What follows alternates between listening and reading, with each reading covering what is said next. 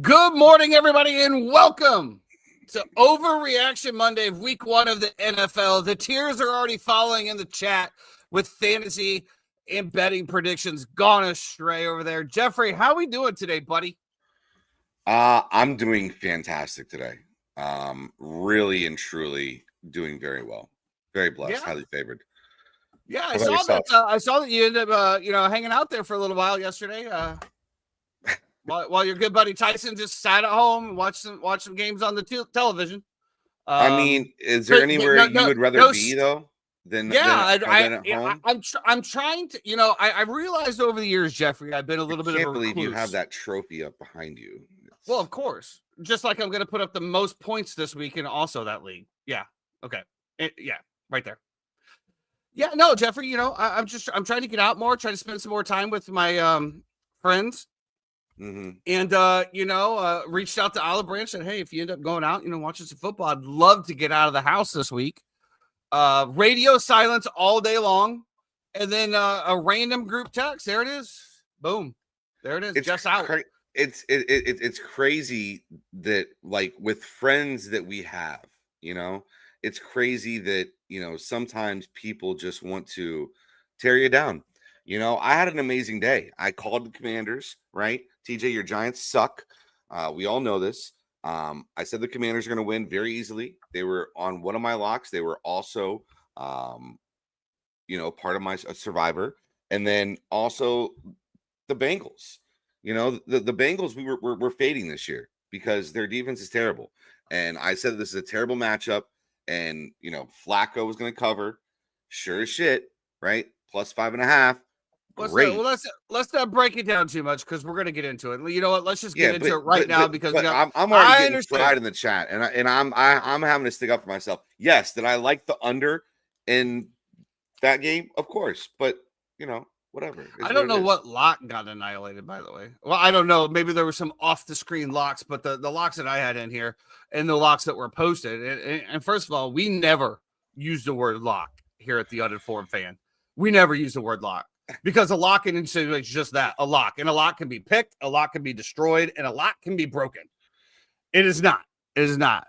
Good morning, Gene. Welcome in. Well, let's get into it. Possibly the game of the year already in week 1. The Baltimore Ravens head into the Buffalo Bills, and what a shootout it was. Lamar Jackson played great. Derrick Henry running all around the field. Josh Allen dropping dimes. There was no way in my mind when the Bills are down 15 with like 2 minutes to go that I thought that they had a chance at this. There's no absolute way. But here we go again, and this is where I'm going to go off the rails again, as I always do. Coaches that play not to lose more times than they win. That's it. That's the setting right there. You got the ball with whatever, a minute 50. You decide to, hey, guess what? We're just going to hand the ball off and try to run right up the middle where everybody knows. We only have Lamar Jackson, who has probably the best wheels in the NFL football, right alongside Justin Fields. We also have Rashad Bateman. We have DeAndre Hopkins, who pulled in one of the catches of the years to start with. And you have Zay Flowers that run all around. Oh, and by the way, we also have Mark Andrews that can literally drop out. And you also have Derrick Henry, a 6'4", 250 back that can block anybody coming at you. And we just said, you know what? We're gonna give them what they want. We're gonna run the ball 3 times, and then we're gonna guess what? On 3rd and 9, we're gonna decide to pass the ball here. And you know what? 4th and 3, your defense has not been able to stop a runny nose all game long. And you decide that let's go ahead and punt it and see. Let's let Josh Allen come down the field and score a football to win. I thought that game was absolutely mismanaged. We could talk about Derrick Henry obviously having the very untimely fumble, which 9 times out of 10, that probably doesn't happen. Shout out to Derrick Henry, by the way, for clinching my fantasy week 1 without even have to start 4 starters. I thought that it's Buff, right? Yeah. All I needed was just a little text. Hey man, I think I'm gonna head to Kitties. Cool, bro. Let me change. I'll be right there. Enjoy this wonderful week 1 football that we have together, so that way we can also jeer each other back and forth and have a great show on Monday. But we're gonna have a great show anyway because it is Overreaction Monday. Jeff, I know that you like the Bills in this game. Do you feel you just were literally gift wrapped, a little present there at the end? Like, I mean, there's no way that you thought that the Buffalo Bills were actually going to pull this off until I can show you the receipts. I'd literally live bet them when they were down 15. There's a difference, Jeff, between throwing shit on a wall and see if it sticks and having a good knowledge of whether or not that wall, whether the shit is going to stick on the wall. So I think that this game is just the epitome of what we think that both these teams are. And I think they have great offenses. I think, once again, Lamar is great. I think Josh is great. I think the defenses are in shambles. And I think that's the epitome and the root of the problem. Now, Baltimore has tried to mitigate that by bringing in my opinion, guys who are a little bit over the hill to be able to try to, supplement their defense. It hasn't worked. Buffalo has done that in the past, right? With guys like Von Miller, who they brought in. This year, they haven't done it, and we saw what they are. They're not going to be good. It's one of the reasons that I faded both of them in division bets, is because I think by the end of the season, you're going to see this continue to catch up with them. And Josh and Lamar can only be heroes for so long. Derrick Henry was incredible last night, but Lamar was really good last night. Josh was really good last night. It was a wildly entertaining game. It was really cool to be there in the moment at a Bills bar with everything going on. It was awesome. It was a good time. It was a great Sunday, capped off by this amazing game that went down. And so, but I think that's really the root of both problems, is that their defense is just not good. And they have weapons everywhere. They can score at the best of anybody. But when your defense is trash, just like we're going to get to with the Bengals, it doesn't really matter. I think I heard it best here. Everybody knows that I love Get Up and I love Greeny. I love Rex Ryan. I don't care for a lot of the people they have on there, but I did watch a little bit this morning, and Rex Ryan, I think, said it best. Baltimore is stuck in an identity from 5 to 10 years ago when they had Ed Reed and that vaulted defense with Ray Lewis, and they think, hey, we're going to punt the ball and our defense is going to do what our defense should do and stop them. Newsflash, Harbaugh, your defense is not that defense anymore. You guys have to make the adjustments and to take the ball at 4th and 3. So I'm going to play this out, Jeffrey, and I want your opinion on it. 4th and 3 for the game, basically, right? You get that first down, the game's over. You have arguably one of the best quarterbacks in the league, mobile quarterback, right? We've all talked about Jim Harbaugh and his, good play calling and his team synergy, all that 9 yards. You have Derrick Henry. You got good receivers. You got Zay Flowers that can literally just – nobody could guard him yesterday either. 4th and 3 for the ball game. Do you want to leave it in your best player's hands, or do you want to kick it away and see the defense that hasn't been able to stop a nosebleed gets lucky once? Yeah, I mean, I'm with you. I'm a big fan of controlling my own destiny all the time. Didn't work out for them and being passive in this outcome. So thank you, Justice. I appreciate that, bro. I wish you were back here, buddy. I really do. And Mark Buff, Mark Andrews, I don't know. Yeah, it's a good point. I thought it was Mark a bounce back game for Mark Andrews. Like one of the ones I was wrong was I was like all in. I'm like Mark Andrews anytime touchdown. Like Mark Andrews is going to score. Did not come to fruition at all. Yeah. At the end of the day, both of these teams are going to be absolutely fine. To your point, Jeff, the defense, though. And this was literally, there was like 2 or 3 games that had no defense, and then everything else was just an absolute butcher fest. Yeah. So let's get into it. One of the butcher fest was definitely the Bucs and the Falcons. A lot of rust on that Buccaneers side of the football, which was expected. At the end, Baker Mayfield does what Baker Mayfield does, throws it up for Egbuka. Egbuka, you got it. You got it. Oh, my God.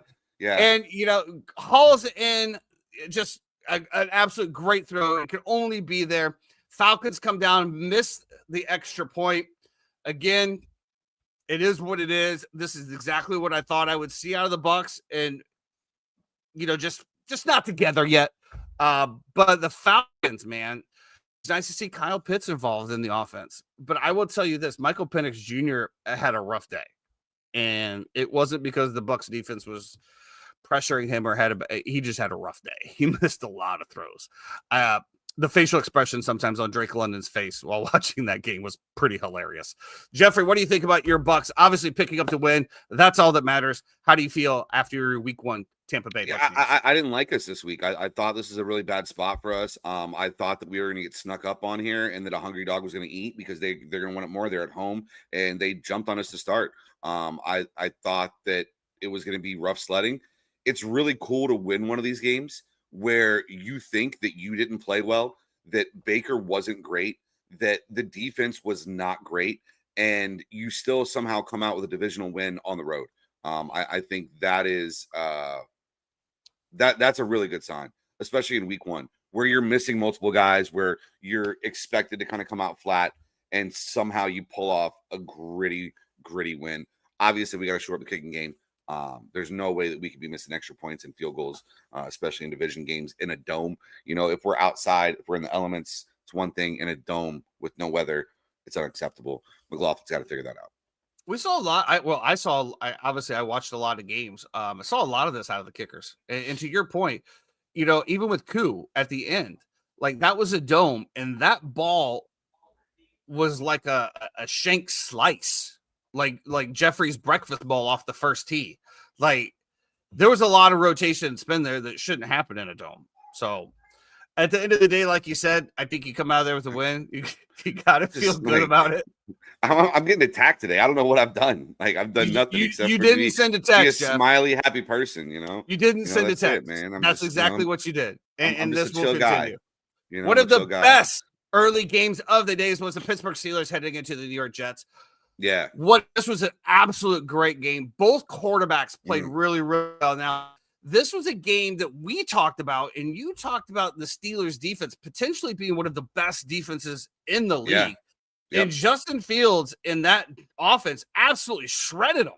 Yeah. I was more disappointed with the New York Jets defense because when you looked at the stat lines from the Pittsburgh Steelers, there was nobody blowing your hair back. I mean, obviously Aaron Rodgers, 244, 4 touchdowns. But Warren only 37 yards. They have no rush game at this point. DK 4 for 83. Austin 4 for 70. I mean, there was no real this guy. We have to stop this guy. It was spread out very nice. Aaron Rodgers looks like the Aaron Rodgers of old, throwing that little flick off the back foot that we saw in training camp. I think honestly for this game and this, first of all, the Pittsburgh Steelers are going to come out of this riding high. But I think if you're the New York Jets, I think you come out of this feeling pretty damn good as well. Because let's be honest, what have you seen over the last couple of years from the New York Jets from your opening day? You got Fireman Ed up there, fired up as well. It's definitely a heartbreaker. Ball goes back into Justin Fields' hands, and they can't get it done. I thought maybe he should have ran for that last play. Instead, he dumps it off to Garrett Wilson, who absolutely gets demolished by Jalen Ramsey. And if there's any player that I just don't want to see, it's Jalen Ramsey. Yeah, he kind of just left Garrett Wilson to die there. Yeah, but yeah, not a great lead in as well too. I was completely wrong in this game. Hand up, I love the under. Even in my fantasy leagues, I benched Breece Hall and Garrett Wilson in our big league because I thought that Pittsburgh was just going to lock it up, and that's going to cost me a win. It is what it is. Sometimes you're right, sometimes you're wrong in these spots, and I tried to make a big call, and I was completely wrong about it. So yes, TJ's correct. It was one of the things that I liked was this under, and it was one of the highest scoring games of the week. So yeah, I think maybe it's just I just miscalculated how good. I did pick Pittsburgh to win that division because I do think their defense is great, and I do think Rodgers is going to be very relevant this year. But I did not expect Justin Fields and this Jets offense to be as prolific as they were against the Pittsburgh Steelers. And shout out to them, man. I always say this, like, you got to have an identity, right? Like if you're going to be a team, have a freaking identity in terms of what you're going to do. And they have sold out to the fact that they are going to run RPOs. They're going to run the ball into the ground. They're going to try to hit Garrett Wilson where they can in certain spots. He got a good amount of targets. I mean, I love the way that the Jets kind of ran this thing. Unfortunately, guy hits a 60-yarder. Garrett Wilson doesn't make that catch at the very end, and that's the ball game. But I loved what I saw of New York. I think expectations should be sky high for this Jets team going forward. Absolutely. 37 points sitting on my bench with Justin Fields. And to your point, I didn't realize you didn't start but obviously you still have the Bears tonight, which could come back and, and score. I love the Bears defense. 15 points. However, definitely if you started Breece Hall and Garrett Wilson, you would already have the win secured. So definitely general manager error there. And that will be reflected in the season recap. We'll see what that, like I said, Sometimes you make a call and you have a feeling about something and you're wrong. I was just so impressed. Obviously, I have stock in Justin Fields and certain things with the memorabilia, but I'll tell you what, it was just really good to see him throw the ball. And there was a little stat that I didn't know that I saw going into that game. And Justin Fields is the only quarterback that has improved his metrics every single year he's played. Interesting. Yeah, no regression, only up. I thought he was very good decision-making when he threw the ball. He didn't have any of those lame ducks. He was working the field. I mean, I think a couple more good games, man. If he gets halfway through the season, gets that contract extension, they're going to lock him up. And then for that being said, Justin Fields will be on the trade block from my team. So unless you want Joe Burrow, we'll see how that goes. Maybe we'll do a little bit of that. TJ did bring up Jeff's lead pipe locks, which again, Jeff doesn't use the term lock. We just put out favors. The first one was definitely the Browns 5.5 against the Cincinnati Bengals. I think that we both agree that going against the Cincinnati Bengals is pretty much a lock week one. I was very, very concerned as somebody that started Joe Burrow, which again, you're not going to start Justin Fields over Joe Burrow unless there's something else going on or Joe Burrow's on a bye week. That defense wreaked havoc. But I did think that the offensive line held their own for the majority of it. Not a whole lot. I mean, we got Myles Garrett and those boys, tracking down on you.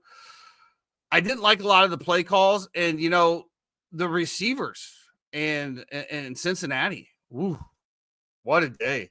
I mean, if you pick Jamar Chase number one, you might have a little bit of buyer's remorse today. But relax.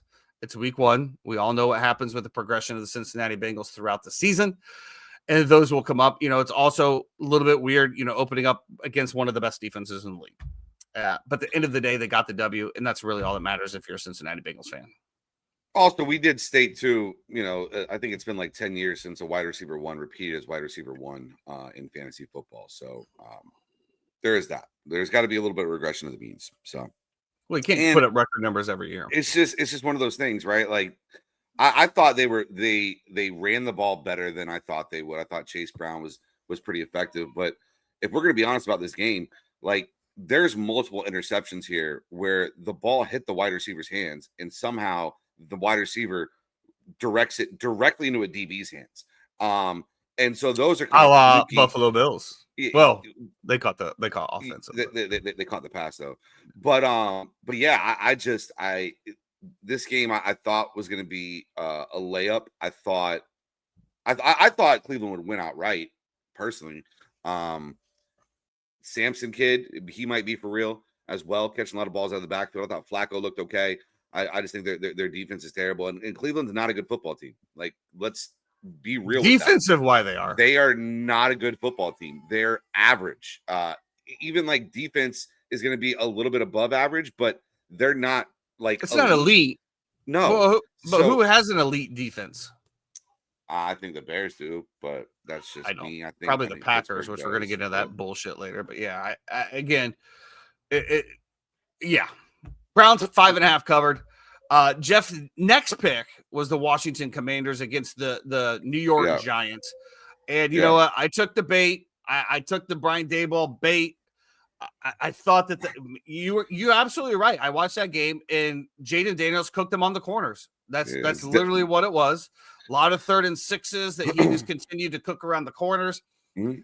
The Giants were in this game, though. But, my God, Russell Wilson, get him out of there, man. I'm sorry. What are we doing? Like, you had plays drawn up for Jackson Dart, so just put him in the game. Nobody expects you to do shit this year anyway. So what are you doing with a dinosaur of Russell Wilson back there? Give me a break. It was a very letdown. If you're a New York Giants fan, I think that the balloon just completely popped all at once. All the air is let out. All the preseason hype was let out.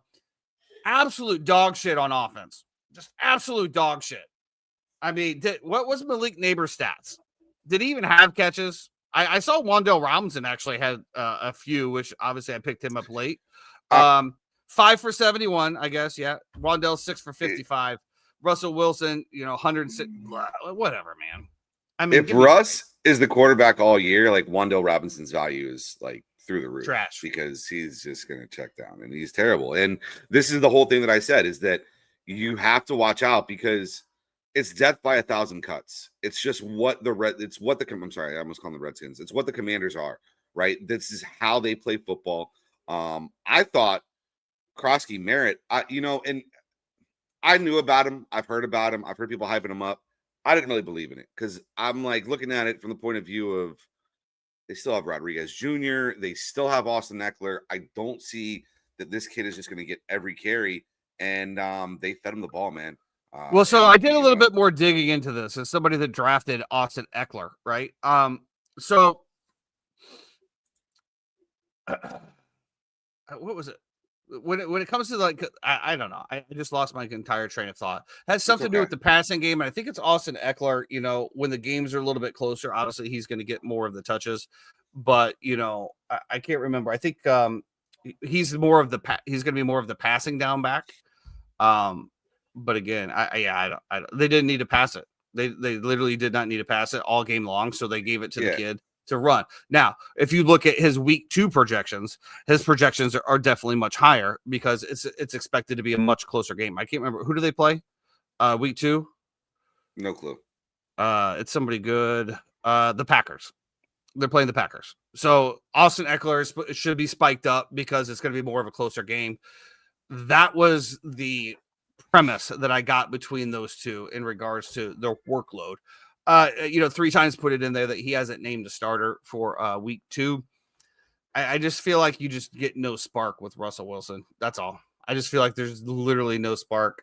I was very disappointed. I was just disappointed with the Giants altogether. It's one of those things that, it's week 1. I don't like to bet week 1 anyway, but one of those little sneaky ones where you just never know. So, but we know now. And Jeffrey knew. Jeff starts off 2-0. T-Boned 0-1. No big deal. Lot of time coming. I know. And listen, Buff, man, I know your lock was the Bengals too, man. We gotta discuss these things before we all go head to head against each other. We're bumping heads. Well, that would require a bunch of people to get together and all agree on one thing, and I think that's going to be a little hard to do. Normally, if we do, it's definitely not going to hit anyway. So Yeah. Jeff also liked the Cleveland Titans yesterday, and I said that the starters would not Cleveland Titans. Yeah. Oh God, help me! Tennessee Titans going in against the Denver Broncos. I said the Broncos wouldn't even be playing their starters by the fourth quarter. They decided to toy with their food a little bit. Whatever. My survivor pick covered. It was also the most picked survivor across the league. I wish I should have known that to start with, but that's usually something I definitely stay away from. Who'd So you take shout a survivor? out. I took I have 5 teams. 4. I have 0. I have 4 teams in the one that we normally do with whatever that one is. So for that one, I did actually really, really well. I took the Broncos as my overall entries, but I took the 49ers, the Steelers. I'm sorry, take that back. I took the Broncos, the Raiders, the Cardinals, and the Commanders between all 4 of those, and obviously hit all 4. Cool. Yeah, I know a lot of people took the Cardinals. I didn't really love that, but I didn't either. But for those of you that listen, this one has a buyback. So usually in the first 4 weeks, I'll try to take somebody that I don't really expect to win because I can always just buy it back and get it off. And you want to save a team for later on as well too. Is Correct. Part of the strategy is that, so the other one that I'm in though, I can use a team as many times as I want. No shit. Yeah, it's just how is that survivor? I don't know, bro. Well, I mean, if they lose, you don't survive. Let's get into some biggest disappointments of week 1 has to be crowned to the Miami Dolphins. Holy shit.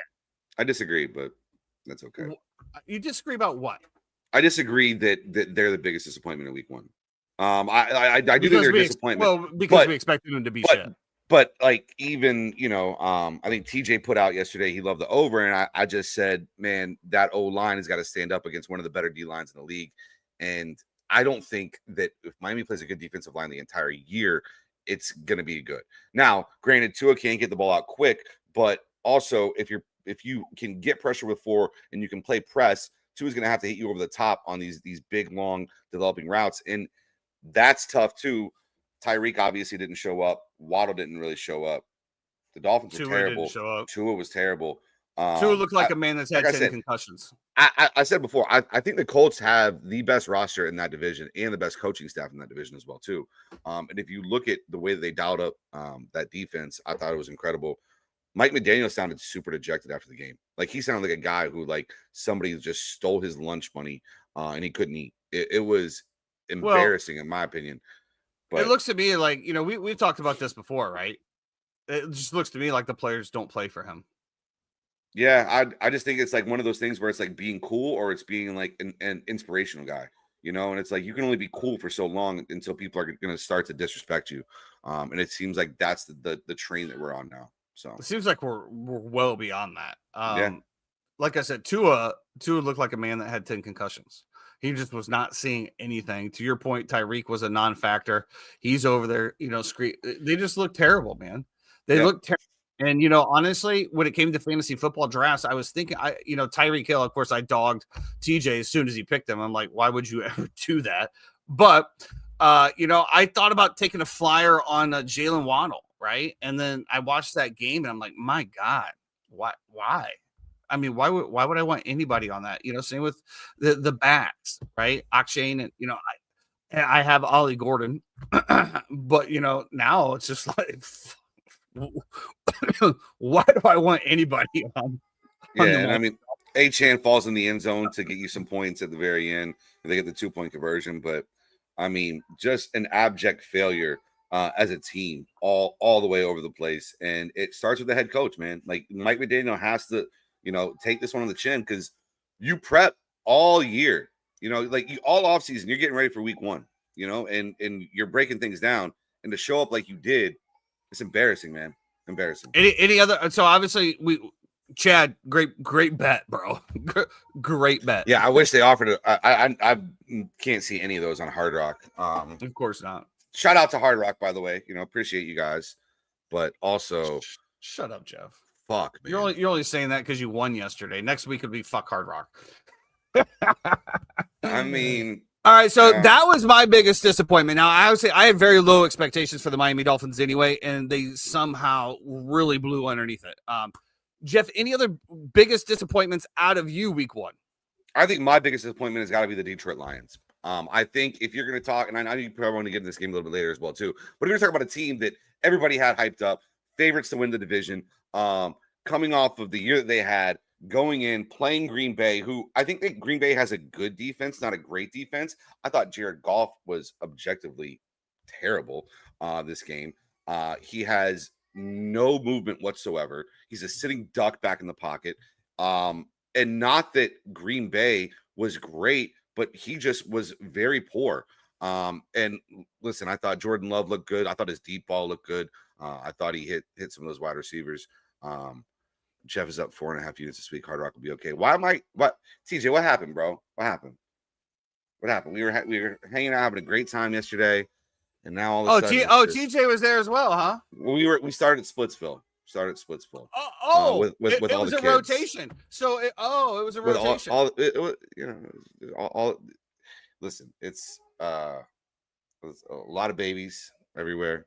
It's very stressful. Honestly, it's not very relaxing.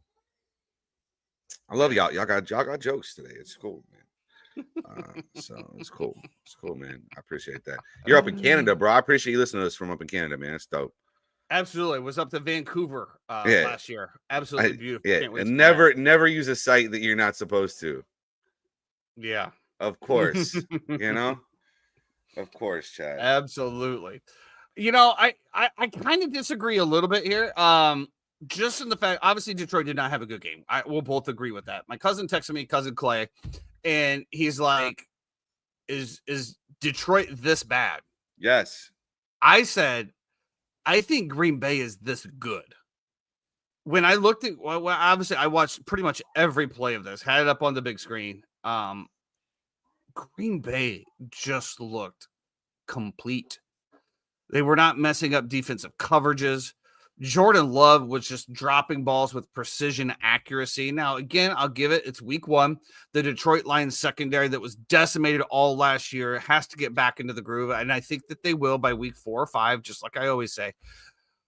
But I will say as bad as Detroit played in certain times, Green Bay just looked so good. And I can't tell you from the bottom of my loins how much that hurts me to say that Green Bay is freaking for real.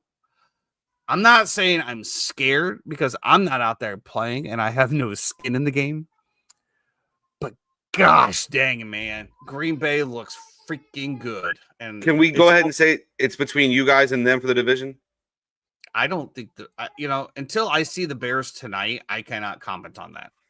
Because to me, I think Detroit will get their stuff together. I think that Detroit will get their stuff together. That roster is a good roster. I don't think Brisker's playing tonight. Jeremy, if you could check that. I think he's out.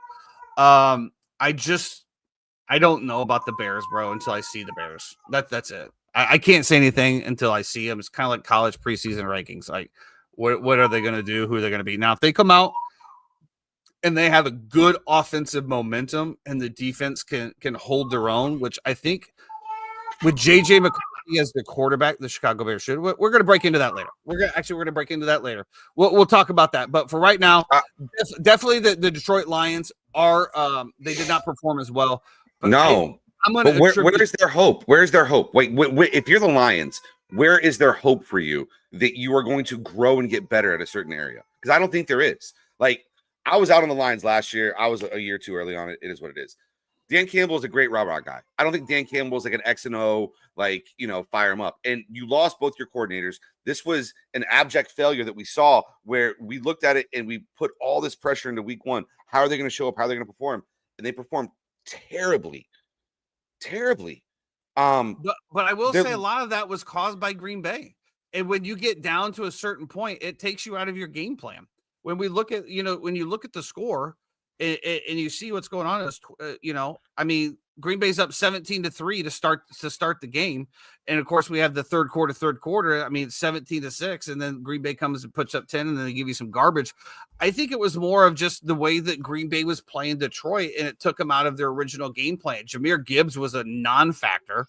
I think David Montgomery had a few hiccups here and there, but I mean, the run game was an absolute non-factor for them, and that's where they got all of their flowers last year. Montgomery led it with 11 rushes for 25 yards. Gibbs 9 for 19. You're not going to win game. And then when you also have Sam Laporta as your number one receiver, a la B, most of that was in garbage time. I think that there's a lot of things to come out, and you're absolutely right. I think that for what you said, where do I look at hope? I look at hope that this is a week 1 game on the road in Lambeau, which is obviously they're going to be a Super Bowl favorite team at this point. If they're not already, they're definitely a top 5 Super Bowl favorite team. And you got a lot of moving parts that need to get a little oil on it, get a little gel in there to get things going. I think that they're going to be all right. But again, it's going to take 2 to 3 weeks to get everything dialed in. Now, by week 4 or 5, if we're talking the same conversation, then I'm jumping on the Detroit Lions bus with you off the bridge, 100%. This is why I'm off the bridge, right? Look at the rest of their schedule going forward, right? You get the Bears next week. Bears, in my opinion, are going to be coming off of a big Monday night win. So maybe it's a letdown spot for the Bears, and maybe it's a bounce back spot for the Lions. But I don't know. I mean, you're at home, so maybe I can get on board with that. You play the Ravens, you play the Browns, you play the Bengals, the Chiefs, the Bucks, Vikings, Commanders, Eagles.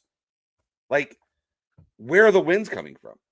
You know what I mean? And then, like, if you get to you're in week 10 now, and you're 2-8, whatever it is. Like, I don't see where the wins are coming from. I don't see how this team is like. There's hope at the end of the tunnel, just for me at least. Well, I mean, at the end of the day, also we didn't see 14 wins coming last year. In fairness, I guess that's true. And you know they pulled some shit out of their wow, they got no injuries here. Where did I see that? All right, yeah. So we'll go with that.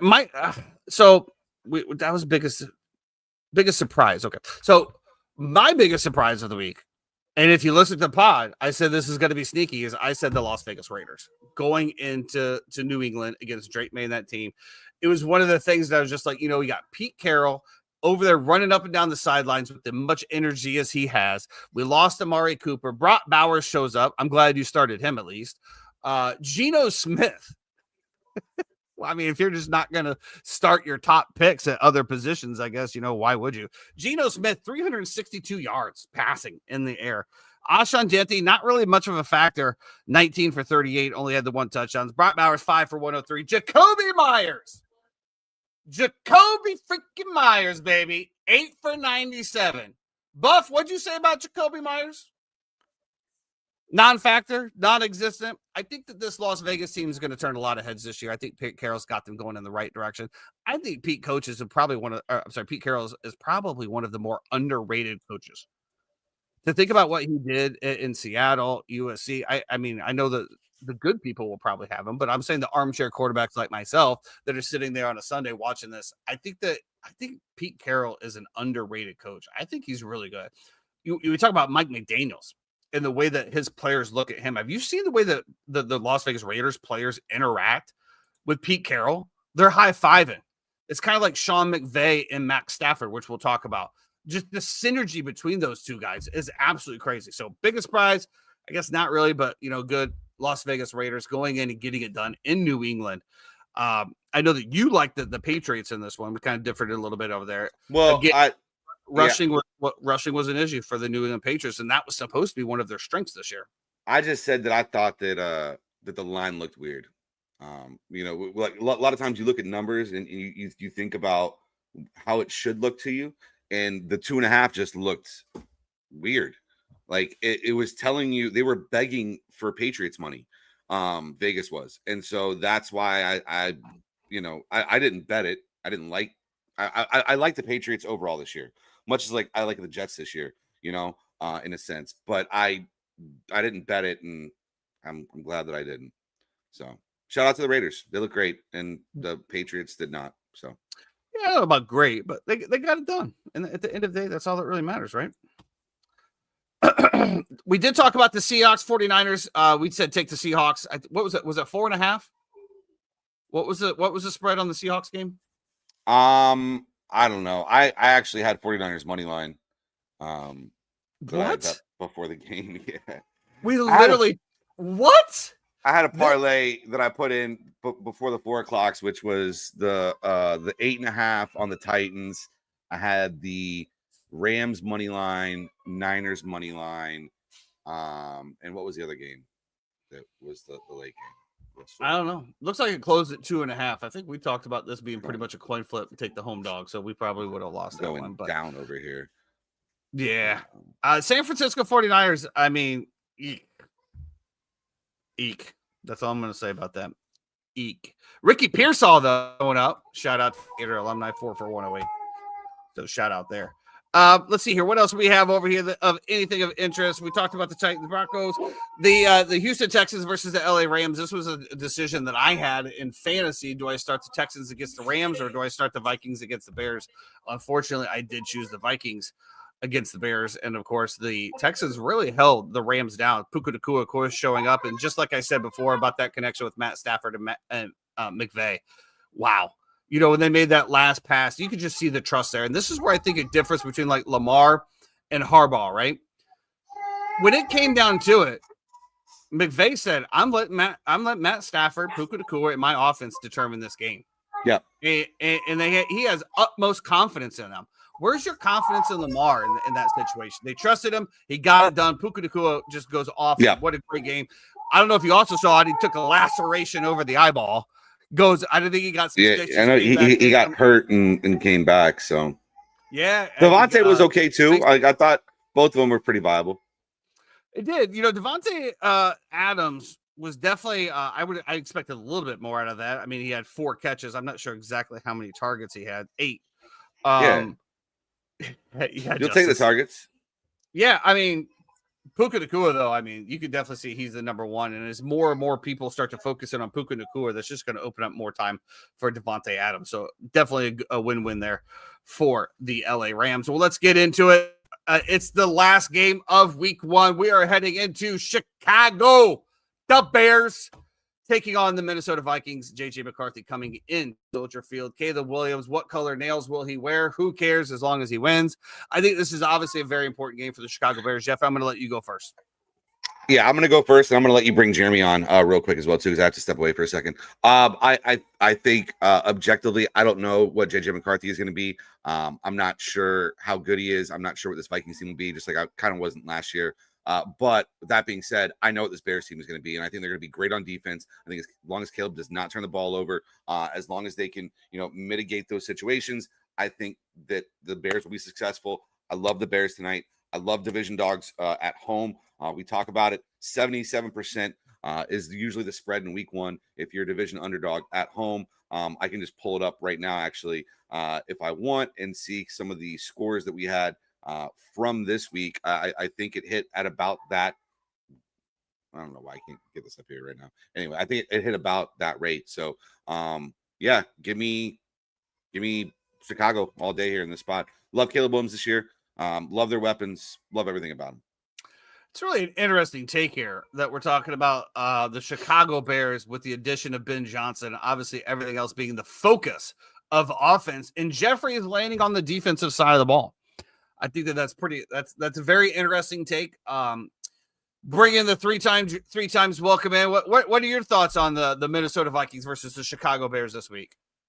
Well, I think this week 1 has been very interesting with all the division matchups that they had to start the season. I think that's usually you don't want to do that, but I think it made for a very, very good and compelling week.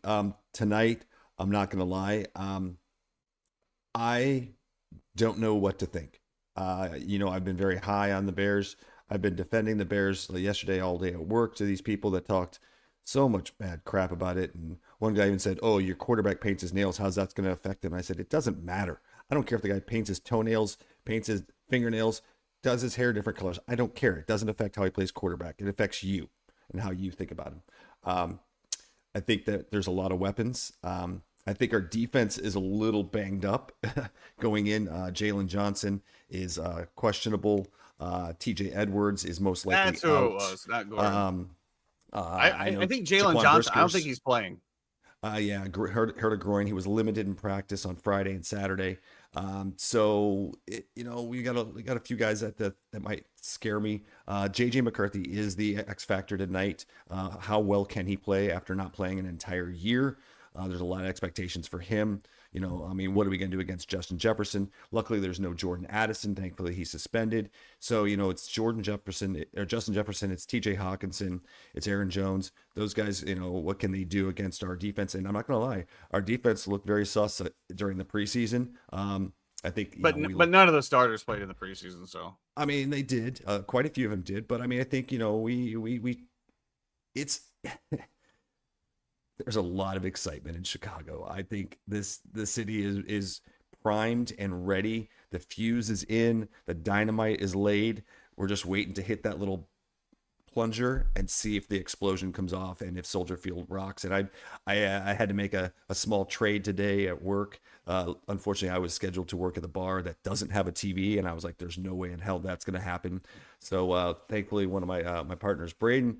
He's going to work at the Admiral's Bar for me so I can work on dock with Big Jeremy, and him and I are going to work out there. And hopefully if you come out tonight to the boathouse, if you come out and sit on the dock bar, hopefully we give you some service because we're going to be having the TVs on and we're going to be watching that game.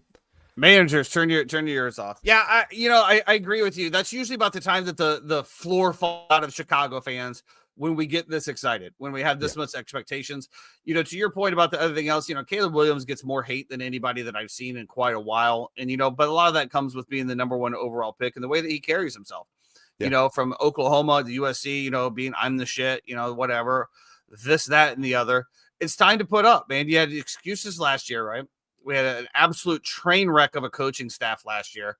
The reports coming out that obviously he's watching film alone. We've seen some good things in preseason. I agree. I think, it's interesting talking about, the Chicago Bears and the defensive side of it. I'm just focused on the offensive side because at the end of the day, Josh Allen, Lamar Jackson putting up 42 points or whatever. If you can put up offensive points, it doesn't really matter. No, you just have to have a stop here and there. I think that the Chicago Bears today have more expectations riding into week one than we have in quite a while. I think this is one of the most anticipated matchups of all of week one. I know everyone talked about Philly and Dallas. I know people were talking about the return of Aaron Rodgers and the Justin Fields swap, Micah Parsons going to Green Bay and what can Detroit do against him. I think my thoughts on the Detroit and Green Bay game, I was not going to lie. I was so surprised at that one. I could not believe that Detroit couldn't get anything doing, but my roommate and I were talking last night after I got home. And he's a big Green Bay fan, and he said he was disappointed in Green Bay. He thought that they were making mistakes that they shouldn't have made, but he said Micah Parsons did just enough. He only played 29 plays. He got 1 sack in the fourth quarter, and everyone's like anointing him like the greatest defensive player of all time. But he brought energy, and that's what I want tonight. Is I want that energy from Ben Johnson to, get Caleb in the right spot to say, hey, listen, if it's not there, check down to DeAndre, check down to Colston, check down to Cole Kmet. Don't force it. I know DJ Moore's going to try to have a big game. I know he wants to have a big game. I think Roma Dunze has a big game tonight. I've got him starting in one of my leagues, even though I'm projected at 90% or higher in 3 of my 4 leagues to win. I'm still looking at Roma Dunze to have a big game tonight. I think that we're going to see some things that we haven't seen in Chicago in a very, very long time. And I think that that's what we are all hoping for. So when you say see things that we haven't seen in a long time, I'm assuming that's just going to be a good offense and a good quarterback play. I think you're just talking about a win. Easy. You're not coming in like this. You're not coming back in like this. Absolutely not. Let's just go back to week 7 last year, or week 6 last year. Week 7, we're 4-2. And everyone's talking about how the NFC North was the toughest division. And then we go into Washington. We know what happened there. And then we lose 10 straight games. Everything got deflated. Okay. Now we're building everything back up.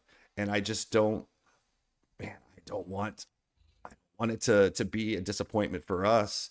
You don't want reality to set back in because Chicago Bears are literally the back-to-back-to-back offseason champs. Correct. I think I want something for us to, to be positive tonight. I'll tell you this. Exactly. Let me just, kind of do this once again because I know I've done it again for Bears fans. Let's bring it in, guys. Let's have a reality check, right? We did go, like you said, 4-10 on the last, or 4 or whatever, lost 10, ripped off 10 straight losses. Okay, we had an absolute dumpster fire of coaching, right? Caleb was very hit and miss last year. Didn't play up to expectations of the number 1 overall pick. The offense was lackluster. Okay, correct. So what do we want to see tonight? What do we want to see tonight on Chicago Bears is we want to see some progression. We want to see Ben Johnson's offense getting yards. Okay. Even if the Chicago Bears lose tonight, guys, it's not the end of the world. We are not going to the Super Bowl this year. If we do, that's like getting a giant cake and putting cookie crumbles on top, right? Getting a little piece of Oreo when you thought you were just going to have some chocolate and vanilla in there, right? That is just a top. To go to the playoffs, same thing. That's like having a cheesecake with the little caramel drizzle on the top. You're already having the cheesecake. Now we're putting a little caramel drizzle on the top. That's what it is. It's deep dish or thin crust, whichever one you want. Do you want the seasoning? You want to call it tavern style? These are the things that we're dealing with. We need the meat and potatoes first. We need the basic understanding of the offense. We need good throws, good decisions. Whatever comes later is just good. It's just money on top. We've been so underwhelmed over the past few years. We haven't had a good offense since Mitchell Trubisky took us to the division when we won the division with him. It is what it is.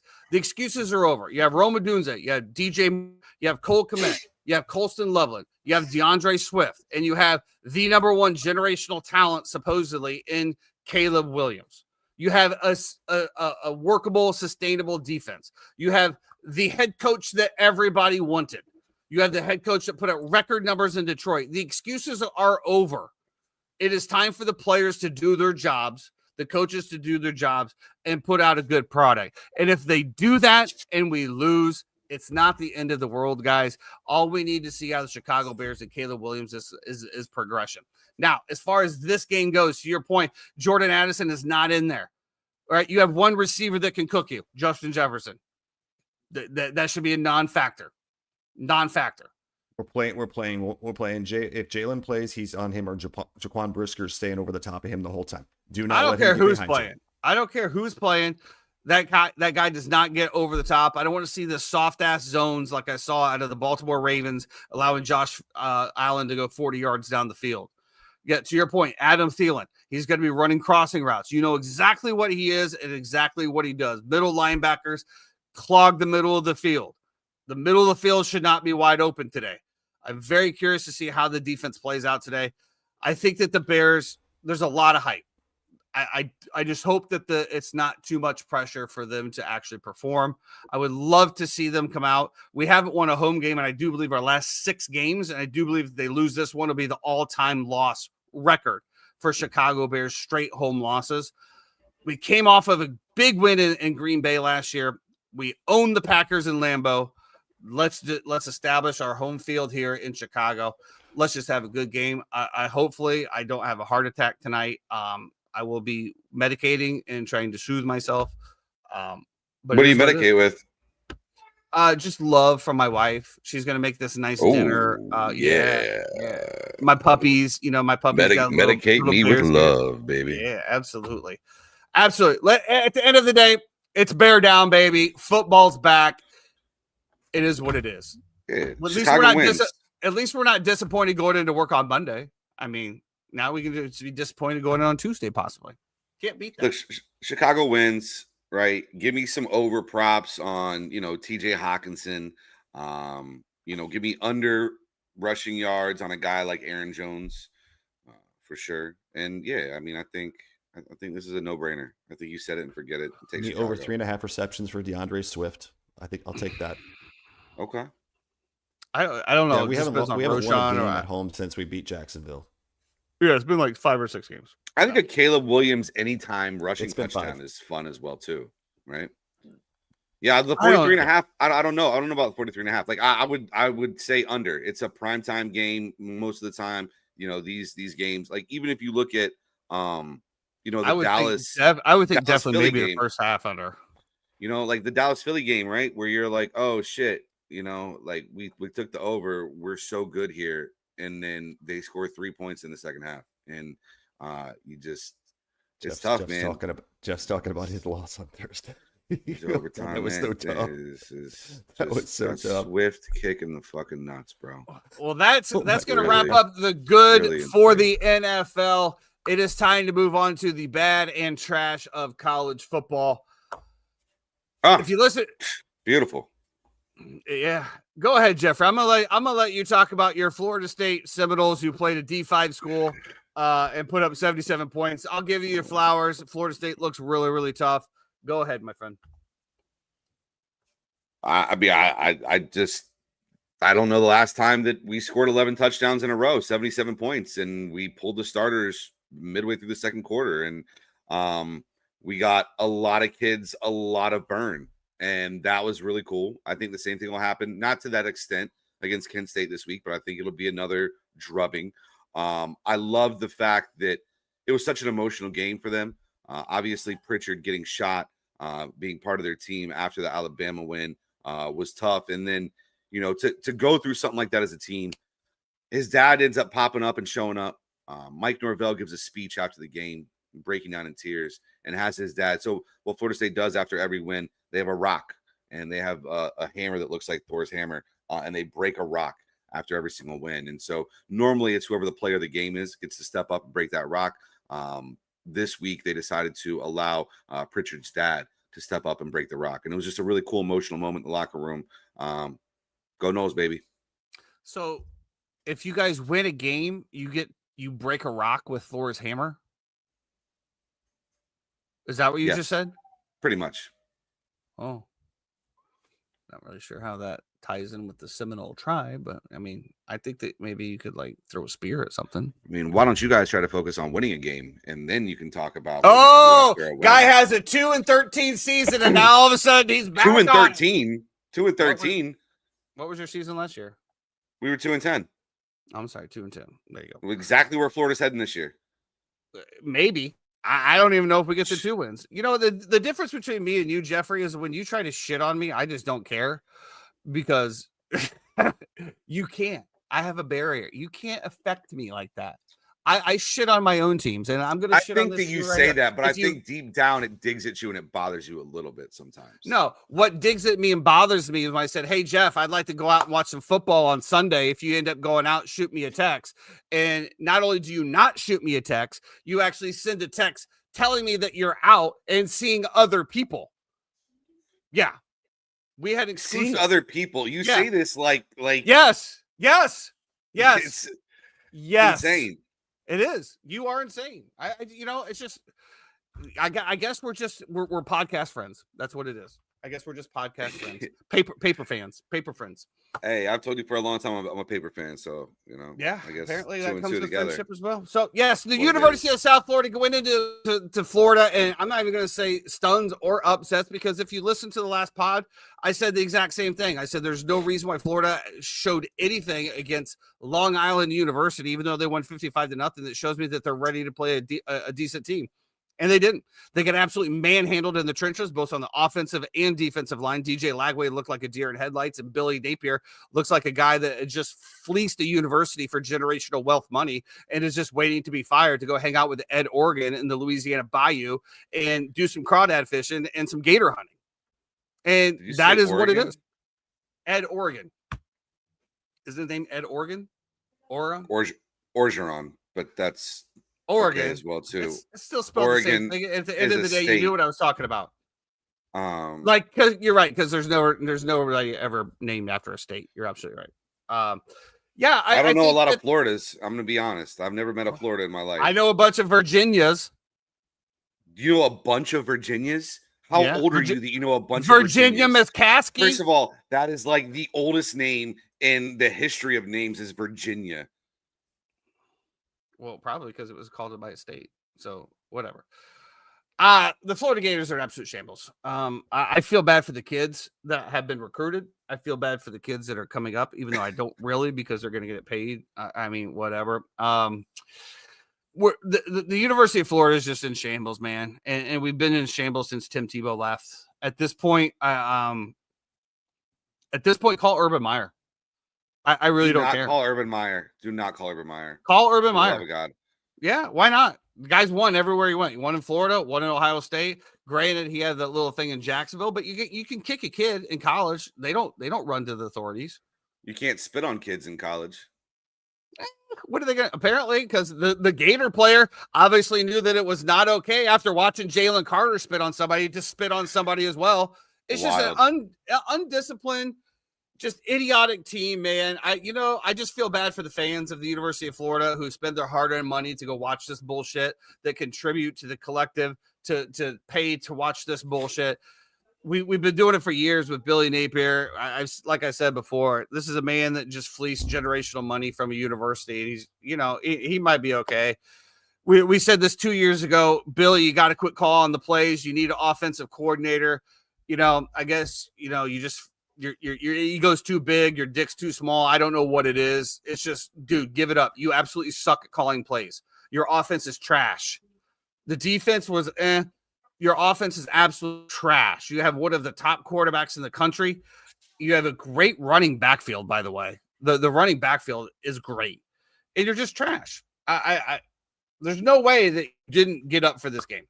Like I said, I commented on the Gators fan page that I'm a part of, and I just proposed this question. I said, this is a genuine question. Have you ever gone into a game with the Florida Gators after the first quarter and thought, man, Billy really has this team ready to play? There was not one answer of yes. It is what it is. You're absolutely right. We might only win 2 games this year. It's going to be a big stretch here for you guys because this is going to be, as somebody who experienced this last year, right? There comes a point where kids stop believing, and you can tell by body language and everything else that the team pretty much quits. And this will be a very important stretch going forward. These next few games. And the thing is that they have the talent to do it, they have the talent on the team to be able to go beat LSU, to beat Texas, to beat anybody in the nation. They just don't have a coach. That's not the issue.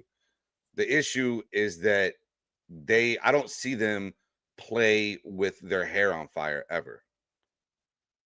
Because the coach never has them ready to play.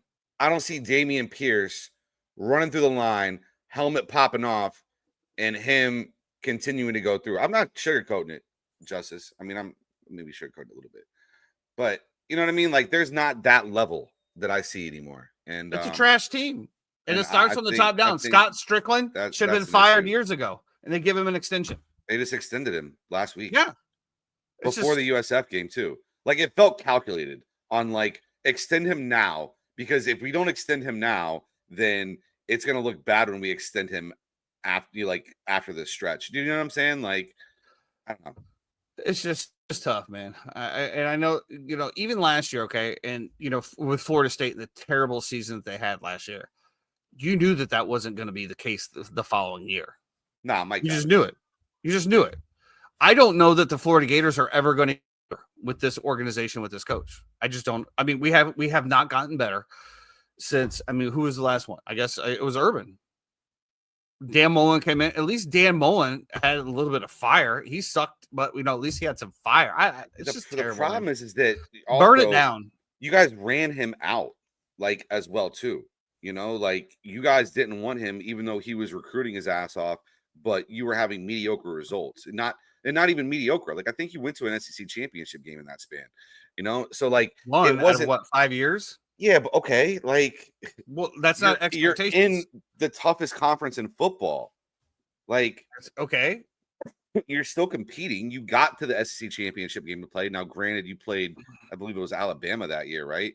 And got torched, if I remember correctly. But at least you're getting there. And then you ran Dan Mullen out because you said he couldn't punch through. He couldn't, get you above the space. And you bring in, Billy Napier. And he has been So this is Dan Mullen. Right? So he comes in. Who did he take over for? I can't remember who he took over. He comes in 2018, goes 10-8, great year. 2019, he took over for Jim McElwain. Yeah, right. I think you're right. Next year, 11-2, great year, right? Okay, yeah, 8-4, okay. Then 5-6. That is a program that is regressing and regressing fast. And those 2 teams that he won with were from the previous players. from the previous recruitment classes. He didn't recruit. That was his point. He did not recruit. He didn't put the effort into it. He had his other players coaches go out and do it. He just didn't. But recruit. what I'm saying, like, look at where you were recruiting wise. Then, like, you might not have been top 5, but I think you were still top 15. We're top 5 recruiting right now, Jeff. Exactly is what I'm saying. Yeah, and with top 5 talent, he can't fucking put a game plan together. He can't get a first down. He can't. He's terrible. He's absolutely terrible. It's just undisciplined shit. I'm fine with Billy Napier being the head coach. You cannot be the offensive coordinator. You just can't. I agree. That's why I think it's going to be interesting to see what happens with Ben Johnson. You know, like you know, I know like McVay calls plays, right? But other than that, I'm trying to really think about a head coach that calls plays and is successful as a head Andy coach. Reid. Does he call play every play? Yep. Do you think what's his name from the Bears that hired after he got exposed is calling the plays? What's that guy's name? Who? Matt? I can picture his Matt something. Nagy? Yeah. Matt Nagy is their OC. You think he's the one calling the plays? Could be. No, it's Andy Reid. To your point, yeah. I've said this many times, college and pro. I don't like it at all. And it came to the same thing with East when he was the DC and he did that bullshit at Washington. I firmly believe a head coach should be a head coach and that you should have that 10,000 foot level to be able to change all things. If that was a defensive coordinator and you decided to not rush the passer on a 50-yard pass play, that would be like timeout. Bro, I don't know. We're not giving him the time to throw it 50 yards. We're breaking house and we're going to take him down. Like there needs to be that checks and balances. But yeah, anyway, I've spent enough time on this. I think Florida is an absolute shit show. I don't know how the line is still only 9.5 at LSU when we're considering LSU is a favorite after what we saw going in there. I don't see it started at 6.5, which that line to me is absolutely nuts, and it's already up to 9.5. I would imagine that thing probably gets closer to 13 to 14.5 by the time, and there's no reason why you shouldn't take it anything less than 4. So yeah. I'm gonna push back a little bit just because we talk about hungry dogs eating, and I think Florida, that team hungry. The Gators will know though, but like this is like you're back against the wall. Like everybody's going to be dogging on you this entire week. Like, how much pride do you have in yourself? That would be my message if I was in that locker room. You know what I mean? Okay, you're getting dogged, but you also have $3 million in your bank account. Do you think those kids really care? Completely different. There's a level of pride that you should have. Who cares how much money you have in your account? I think pride goes out. This is my problem with it. And I think pride goes out the window, especially when I got paid, $1.5 million to be there. And I know that I can leave at the end of the year anyway, go somewhere else, get paid again. I don't know. It's an interesting, but everything that I saw from that Florida Gators team, there's no pride out there. They didn't give a shit. They did not give a shit. Is DJ like a vocal guy or no? No, I have not seen that out of him yet. That's an issue for me.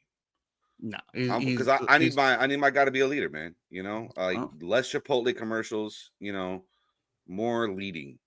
Yeah, well, and if my quarterback's not a leader and doesn't have that fire, then I expect my head coach to fill the void and make sure that he has clear directions. To me, it looks like Billy Napier is depending on him to make the decisions. Like, bro, get your head out of your ass and make some plays. But again, I've talked about them enough. They ruined my Saturday. Let's go on to Michigan, Oklahoma, one of the better games of the week. Oklahoma taking down Michigan 24-13. What, Jeffrey? Nothing. I had the first half under here. It was a good play. Is Michigan? Did Michigan get exposed by Oklahoma here? I think Michigan's got some issues for sure. I think Underwood's going to be fine in the long run, but I think right now, as a true freshman coming in, getting paid all the money he's getting paid, it's a tough scenario. And now Sharon Moore is going to be suspended for the next 4 games that they have, I believe. He's gone for. So where's the voice coming from? I saw some things on the sideline during the game that I wasn't really a fan of Underwood going at guys and guys going back at him. So yeah, I mean, I don't want to say it's a wrap for Michigan, but I think on this year, I wouldn't expect much from them. I don't think I ever expect Michigan anyway. Every year, I think last year, a couple of years ago, was just a blip. Did we ever Plus, talk about plus they what were your stealing the opinion signs. was on that whole situation? On the sign stealing? Yeah. I honestly, I didn't give two shits about it, so I really didn't get into it a whole lot. But I know that there was a lot of stuff that was factual that came out that they were actually stealing the signs. Correct? Did you ever watch the documentary on Netflix that Portnoy did about it? No. About Connor Stallions? I just don't know. It's really Dave Portnoy is Dave Portnoy. And I don't know if I'm going to get an unbiased opinion on that. Shout out to Davey Page views, but yeah. So in my opinion, I thought it was a nothing thing. I'm like, you guys have a guy from the CIA who's this decoding signs that teams are sending in and doing it better than everybody else. Now, I guess there gets to a point where like recording things and filming practices and different stuff like that is where you cross a line. But initially the thing of like, he has a book full of, people giving signs and how to interpret that and feed that into the defense and stuff like that. I couldn't care less about that, honestly. It's the same thing in baseball, right? If you're on second base and you're looking at the catcher and the catcher's not throwing down multiple signs and you can relay whatever pitch is coming to your hitter, perfect. Now, if you ain't cheating, you ain't trying. If you have a camera and you're zooming in and relaying it off of some electronic thing, then that's where you cross the line, right? Or garbage cans. Yeah, or garbage cans. But initially, I don't have a problem whatsoever with the essence of trying to gain advantage. I said this about the Patriots for a long time, man. The Patriots would always find rules, and they would always try to figure out what they could do to push the rules as far as they could until the NFL changed them. And I don't have a problem with that at all. I think it's part of the game. And also to find them, they find them like 10 million or something like that, right? Michigan. Well, the whole thing was supposed to be they vacated the title, right? That's what everybody wanted. They didn't vacate the title anyway. So what? You find them what they're paying their quarterback in NIL money. Like what are we talking about, dude? Like I said, what's 50 grand to a motherfucker like me? Can you please remind me? We'll cut you a check. We'll Zell you, bro. Like we'll Zell you. We don't care. Speaking of which, as we wrap up a little bit of college, we did have the University of Illinois heading into Duke. Shout out to the Fighting Illini boys. I will tell you that game started off extremely shaky, and I was like, "Wait a minute!" And they pulled it through at the end. I don't know, maybe. I mean, you asked me before if I thought the University of Illinois was a better team than the University of Florida. I said no. I'll still say that, but they have a way better coaching staff. Way better coaching staff. I would love to have the Illinois coaching staff just come down. We'll just flip-flop Florida. How about that?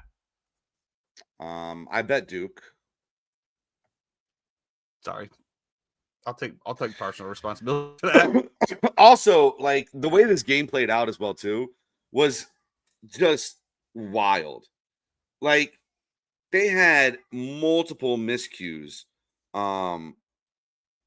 Fumbles and punts and Lions and Tigers and Bears. Oh my. And then, right, like Duke gets him in a 3-and-out to get him off the field. And when they go out to attempt to punt, and this is like when the game is close, they go out to attempt to punt. Duke puts two players on the field that have the same number on. Yeah. They get a flag for it, which gives Illinois a first down, and they score 2 plays later. Like it just was one of those situations where it was like the gods did not want Duke to win this game. There was a lot that bounced the Illinois way. I will say that. Like a lot.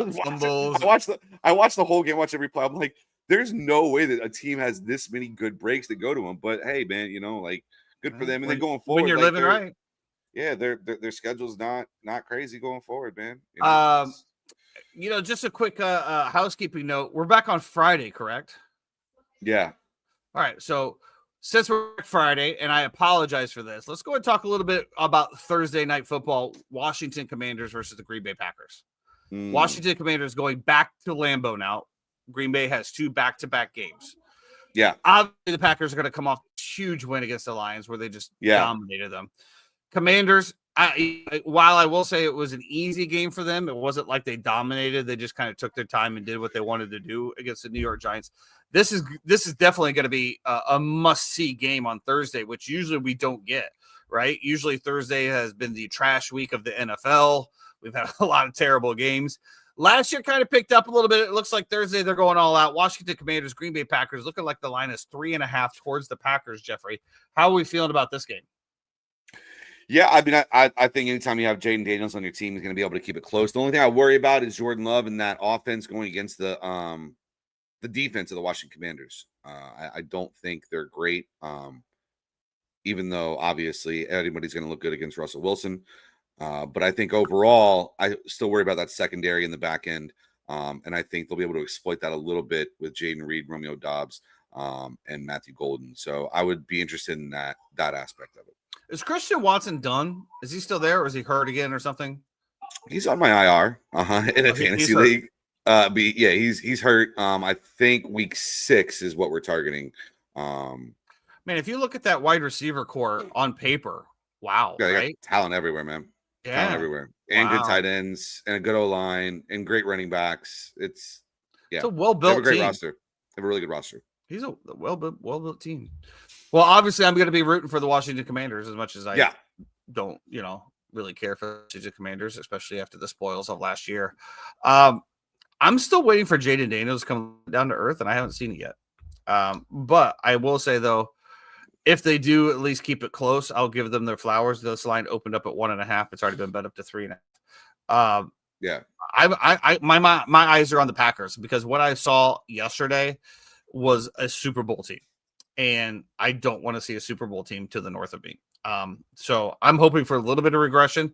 You're giving Micah Parsons a short week, thank goodness, to try to pick up some more plays. He was out there for, I think, like 45 of the snaps out of the 90 or something like that, like 40%. So we'll see. My eyes are going to be on the Green Bay Packers. I know to your point, I know what the Washington Commanders bring to the table. It's the same thing. The Packers, to me, have elevated their level. I'm very, very curious to see if they can 29 plays. I'm sorry, 3 times.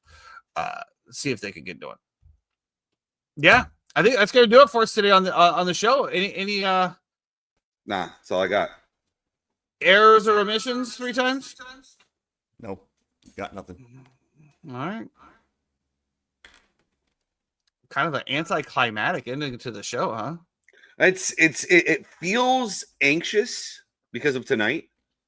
Yes. I can feel y'all's energy, and I think that it's okay to feel that way.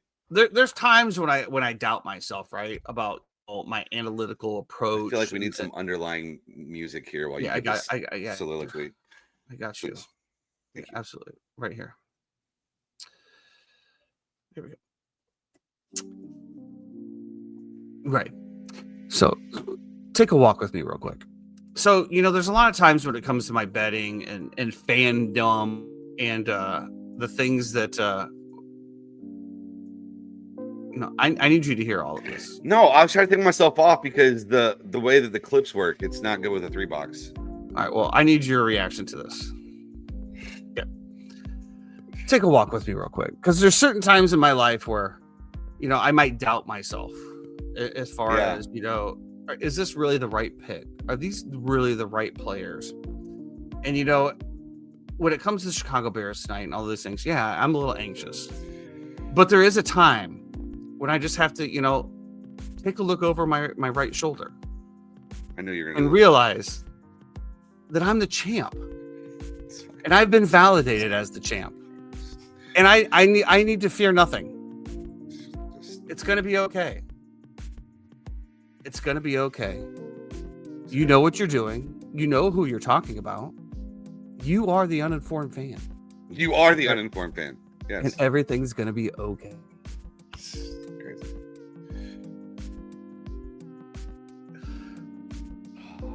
Again, feels like a very anticlimactic ending to the show. Can somebody drive a car through Jeffrey's window? That'd be tough on the second floor. Hey, if that happens, see you later. That is going to do it for us today on the Uninformed Fan. I appreciate everybody coming in, all the love on the social media. And absolutely awesome. Make sure you're following our TikTok, Instagram, and Facebook, and X for the latest updates. We're starting to post on X to give instant reactions to things. So make sure that you're following out there. If you do happen to be driving over this week, please, for the love of God, stay out of the left-hand lane. Be great. Go Bears.